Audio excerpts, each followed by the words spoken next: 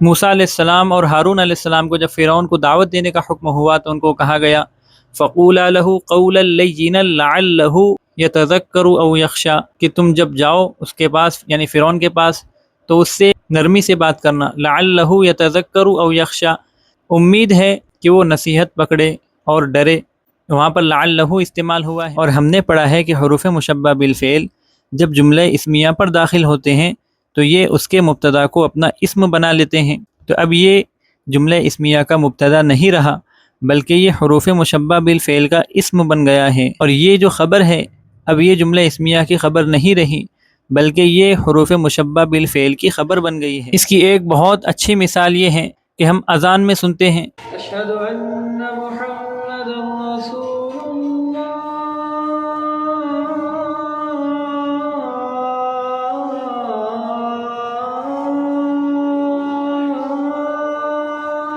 کافر قیامت کے دن تمنا کرے گا کہ کاش میں مٹی ہو جاتا، جو کہ اب ناممکن بات ہے۔ اہلا و سہلا مرحبا، اہلا و سہلا مرحبا۔ بسم اللہ الرحمن الرحیم۔ آج ہم شروع کرنے جا رہے ہیں لسان عربی کورس کا درس نمبر 18۔ آج کے درس میں ہم حروف مشبہ بالفعل کے بارے میں پڑھنے والے ہیں۔ اس سے پچھلے درس میں ہم نے مرفوعات کو شروع کیا تھا اور ہم نے وہاں پر 4 مرفوعات دیکھے تھے۔ اس سبق میں ہم 5ویں مرفوع کے بارے میں پڑھنے والے ہیں اور وہ ہے حروف مشبہ بالفعل کی خبر۔ اب آئیے اس کو سمجھتے ہیں کہ یہ حروف کیا ہوتے ہیں۔ نام سے ظاہر ہے کہ یہ وہ حروف ہوتے ہیں جو فعل کی طرح دکھتے ہیں، یعنی یہ دکھنے میں اور معنی کے اعتبار سے فعل کی طرح ہوتے ہیں، فعل کے مشابہ ہوتے ہیں، اس لیے ان حروف کو کہا جاتا ہے مشبہ بالفعل، فعل کی طرح دکھنے والے۔ اور یہ 6 حروف ہیں، ان، ان، کأن، لیت، لیکن، لعل۔ ان 6 حروف کو حروف مشبہ بالفعل کہا جاتا ہے۔ اب ان حروف کے قاعدے کو سمجھیں کہ حروف مشبہ بالفعل یہ جملہ اسمیہ پر داخل ہوتے ہیں، اور جملہ اسمیہ کے بارے میں ہم نے پڑھا ہے کہ جملہ اسمیہ کے 2 جز ہوتے ہیں، ایک ہوتا ہے مبتدا اور ایک ہوتا ہے خبر۔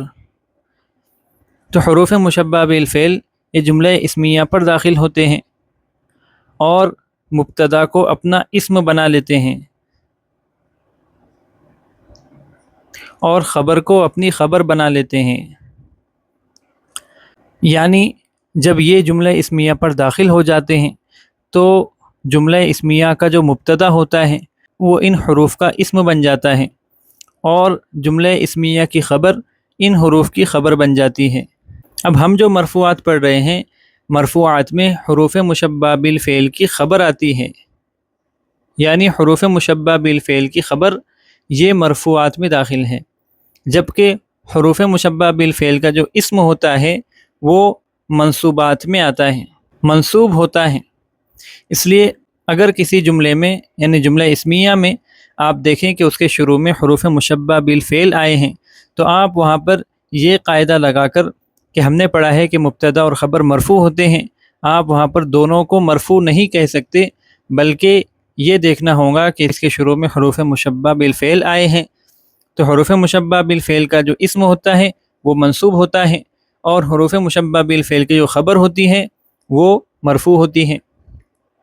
اس لیے ان حروف کا دھیان رکھنا ضروری ہے کہ جب یہ جملہ اسمیہ کے شروع میں آئیں گے تو یہ مبتدا کو اپنا اسم بنا لیں گے اور اس کی خبر کو اپنی خبر بنا لیں گے، اسم کو نصب دیں گے، اسم منصوب ہوں گا، اور خبر کو رفع دیں گے، اس کی خبر مرفوع ہوں گی۔ اب ان حروف کو کس طرح استعمال کیا جاتا ہے اور جملوں میں ان کا مطلب کیا ہوتا ہے ہم ان کو مثالوں کے ساتھ دیکھتے ہیں۔ سب سے پہلے آتا ہے ان۔ ان یہ جملے کے شروع میں آتا ہے اور مضمون میں تاکید پیدا کرتا ہے، جیسے ہم نے ایک جملہ اسمیہ دیکھا زید قائم، اس کا ترجمہ ہے زید کھڑا ہے، اور یہاں پر آپ دیکھیں یہ جملہ اسمیہ کا مبتدا ہے اور جملہ اسمیہ کی خبر ہے، اس لیے دونوں مرفوع ہیں۔ اب ہم نے اس میں تاکید پیدا کرنے کے لیے اس کے شروع میں لگا دیا ان، تو یہ جملے کے شروع میں آ گیا اور ہم نے پڑھا ہے کہ حروف مشبہ بالفعل جب جملہ اسمیہ پر داخل ہوتے ہیں تو یہ اس کے مبتدا کو اپنا اسم بنا لیتے ہیں۔ تو اب یہ جملہ اسمیہ کا مبتدا نہیں رہا بلکہ یہ حروف مشبہ بالفعل کا اسم بن گیا ہے، اور یہ جو خبر ہے اب یہ جملہ اسمیہ کی خبر نہیں رہی بلکہ یہ حروف مشبہ بالفعل کی خبر بن گئی ہے۔ اور قاعدے کے حساب سے حروف مشبہ بالفعل کی خبر مرفوع ہوتی ہے، یعنی یہ جو خبر ہے یہ مرفوع ہوگی، اس کو قائم لکھا جائے گا، لیکن اس کا جو اسم ہے وہ منصوب ہوتا ہے۔ تو یہاں پر زیدن یہ منصوب ہوگا اور اس کو لکھا جائے گا ان زیدن قائم۔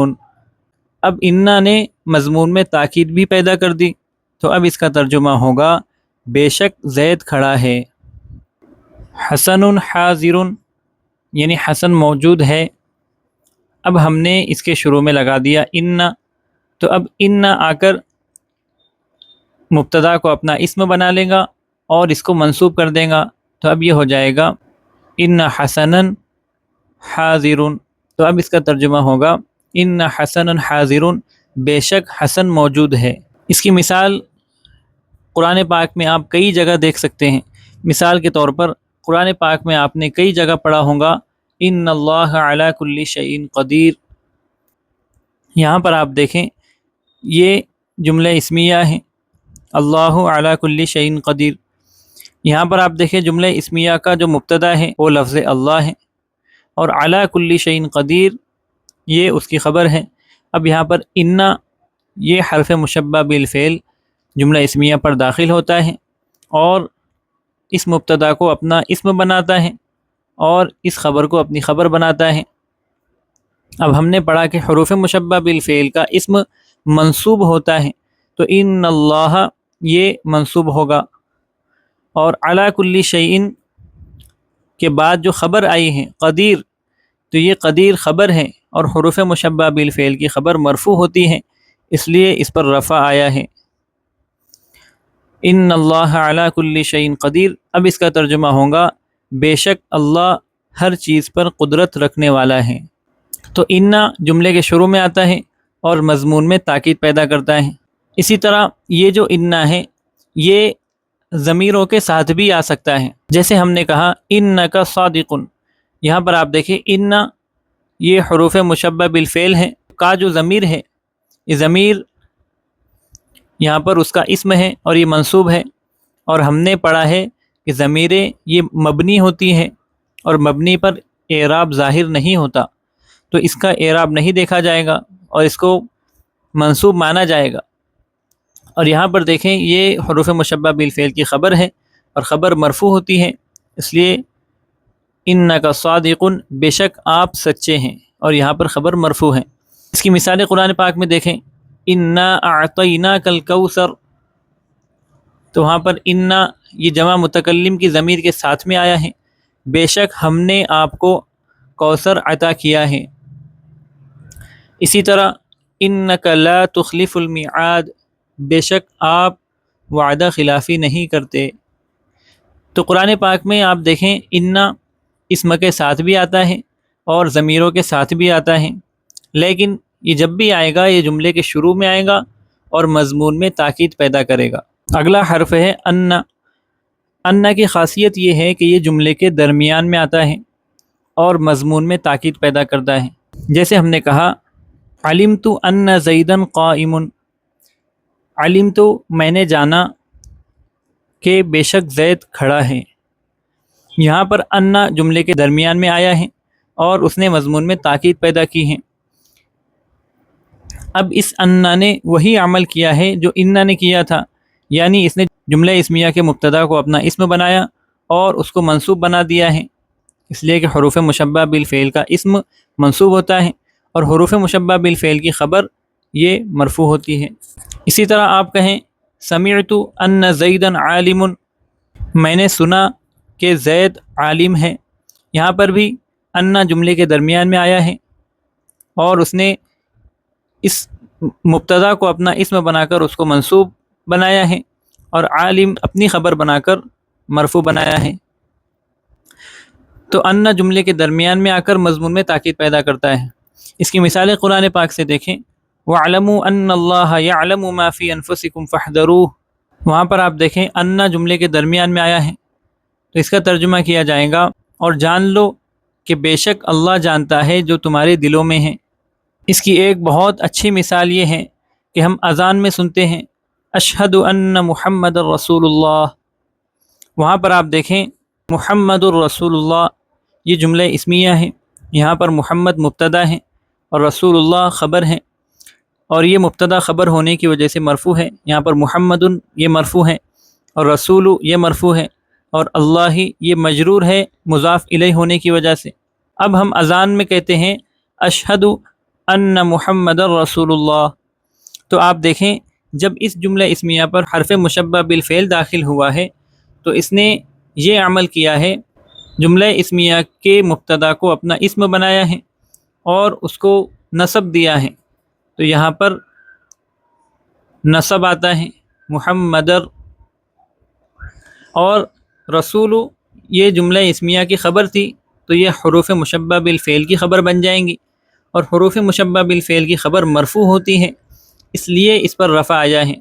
تو اب یہ ہوگا اشہد ان محمد الرسول اللہ، میں گواہی دیتا ہوں کہ بے شک محمد صلی اللہ علیہ وسلم اللہ کے رسول ہیں۔ تیسرا حرف مشبہ بالفعل ہے کأن، اس کا استعمال ہوتا ہے تشبیہ یا گمان کے لیے، یعنی جب ہم کسی چیز کو کسی چیز سے تشبیہ دیتے ہیں، یعنی اس کو کسی اور چیز کی طرح ہونا بتاتے ہیں، تو ہم وہاں پر کأن کا استعمال کرتے ہیں۔ جیسے اس جملے میں دیکھیں کأن زیدن اسدن، اسدن کا مطلب ہوتا ہے شیر، تو اس کا ترجمہ ہے گویا کہ زید شیر ہے، یعنی زید شیر کی طرح ہے، تو یہاں پر زید کو شیر سے تشبیہ دی گئی ہے۔ تو کأن کے دو استعمال ہیں، یا تو اس سے تشبیہ دی جاتی ہے یا اس سے گمان کیا جاتا ہے۔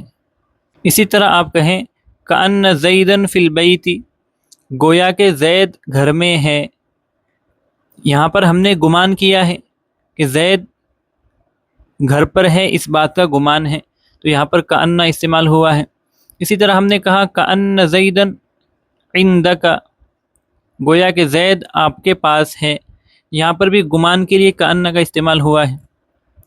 اس کی بھی مثالیں آپ کو قرآن و حدیث میں کئی ساری مل جائیں گی، جیسے قرآن پاک میں استعمال ہوا ہے، سورہ رحمان کی آیت ہے کأنہن الیاقوت والمرجان، تو یہاں پر کأن تشبیہ کے لیے استعمال ہوا ہے۔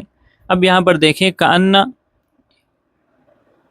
یہ حرف مشبہ بالفعل ہے، اور ہن یہ جو ضمیر ہے یہ اس کا اسم ہے، اور ضمیریں جو ہوتی ہیں یہ مبنیات میں ہیں، یعنی ان پر اعراب ظاہر نہیں ہوتا، اس لیے ہم اس کے اعراب کو نہیں دیکھیں گے اور یوں فرض کریں گے کہ یہ منصوب ہے۔ اب آگے دیکھیں یاقوت والمرجان، یہ اس کی خبر ہے، اور قاعدے کے حساب سے حروف مشبہ بالفعل کی خبر یہ مرفوع ہوتی ہے، تو یہاں پر یاقوت الیاقوت یہ بھی مرفوع ہے اور مرجان یہ بھی مرفوع ہے، کأنہن الیاقوت والمرجان۔ اسی طرح دیکھیں کأنہم بنیان مرصوص، سورہ صف کی آیت ہے، وہاں پر بنیان یہ بھی مرفوع ہے اور مرصوص یہ بھی مرفوع ہے، اس لیے کہ یہ حروف مشبہ بالفعل کی خبر بنے ہیں۔ اسی طرح حدیث میں آتا ہے کأنک تراہ، کأن یہ ضمیر کے ساتھ میں حدیث میں استعمال ہوا ہے، کاف واحد مذکر حاضر کی ضمیر ہے، کأنک جیسا کہ تو اس کو دیکھ رہا ہے، اللہ کی ایسے عبادت کر جیسا کہ تو اس کو دیکھ رہا ہے۔ لیتا یہ ناممکن بات کی تمنا کے لیے استعمال ہوتا ہے، یعنی اگر جملے میں کسی ایسی بات کی تمنا کرنا ہو جو ناممکن ہو تو اس کے لیے لیتا کا استعمال ہوتا ہے۔ جیسے کوئی کہے لیت الشباب راجع، کاش جوانی لوٹتی، تو اب جوانی کا لوٹنا ناممکن ہے تو اس کے لیے لیتا کا استعمال ہوا ہے۔ آپ کو یاد ہوگا کہ ہم نے فعل ماضی کی جہاں قسمیں دیکھی تھی اس درس میں ہم نے دیکھا تھا کہ لیتما یہ ماضی تمنائی بنانے کے لیے فعل ماضی کے شروع میں لگایا جاتا ہے، جیسے لیتما فعل، اور اس کا ترجمہ ہوتا ہے کاش کرتا وہ ایک مرد۔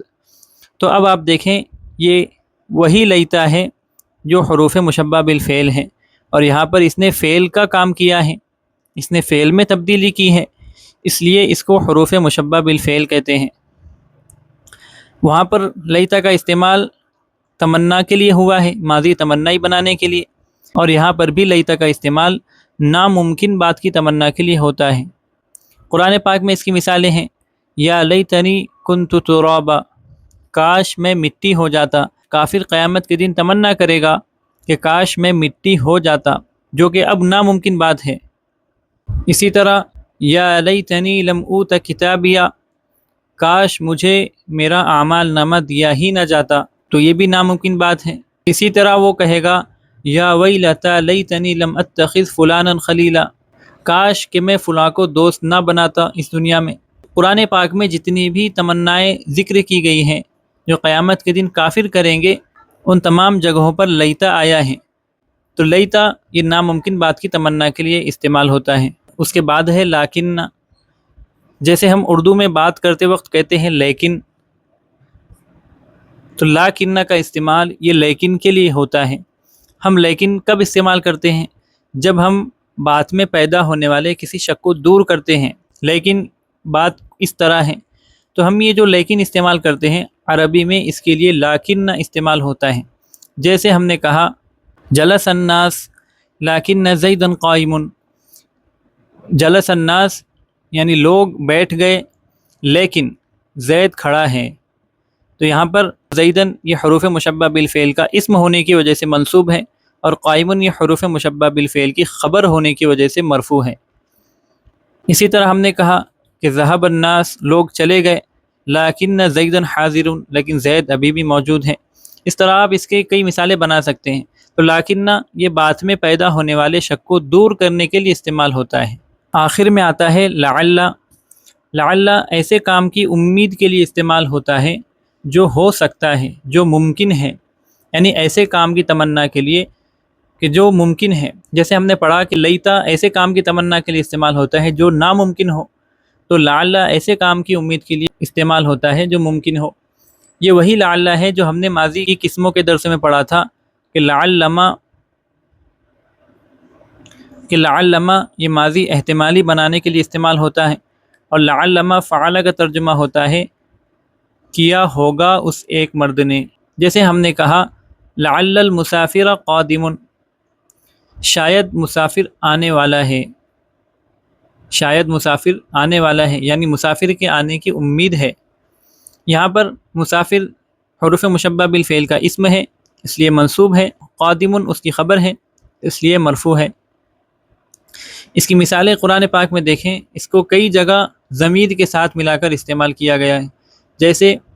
جیسے جس آیت میں روزے فرض کیے گئے اس میں کہا گیا یا ایھا الذین آمنوا کتب علیکم الصیام کما کتب علی الذین من قبلکم لعلکم تتقون، تاکہ تم متقی بنو، تاکہ تم پرہیزگار بنو۔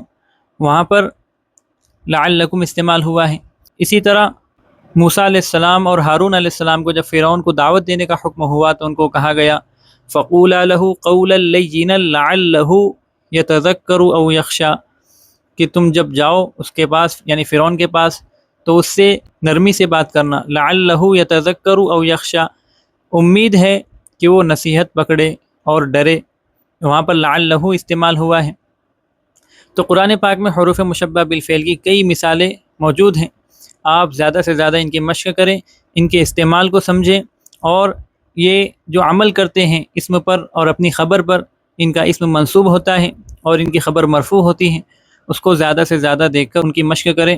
والسلام علیکم ورحمۃ اللہ وبرکاتہ۔ اہلا و سہلا مرحبا، اہلا و سہلا مرحبا۔